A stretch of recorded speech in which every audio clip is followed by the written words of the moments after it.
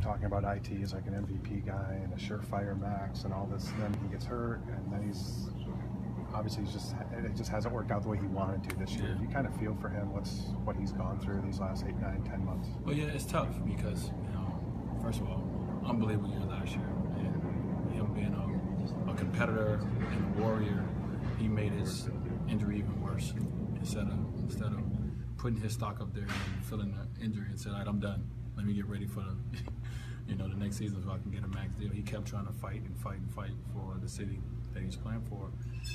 So it's a tough situation, man. But one thing I know about him, you don't become a household name at 5 foot, whatever he is, without having grit, without having toughness, and without knowing that you can overcome anything. So I definitely know that he can overcome anything that he's dealing with because he wouldn't be here today. We wouldn't be talking about him if he didn't. You saw him every day for those 6 months in Cleveland you guys had together. How hard was all of it for him? I mean, not playing and then not having the role he wanted when he got back. Mm-hmm. It was first of all, it was frustrating for him to work 6, 7 months, trying to get back on the basketball floor.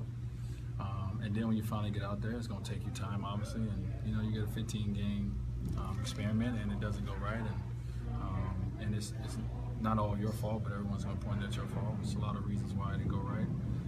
But I think the biggest thing is everything happens for a reason too. And I like the way that he's playing out there. He looks free. He got extra different bounce in his step, and he will continue to get his confidence back in his body and in his game. So I enjoy my time being his teammate. He's a little feisty little guy, and but off the court, I definitely got a chance to get to know him, and I enjoyed him. So it's tough what happened from that standpoint of only getting 15 games, after coming off the injury that he's came off of.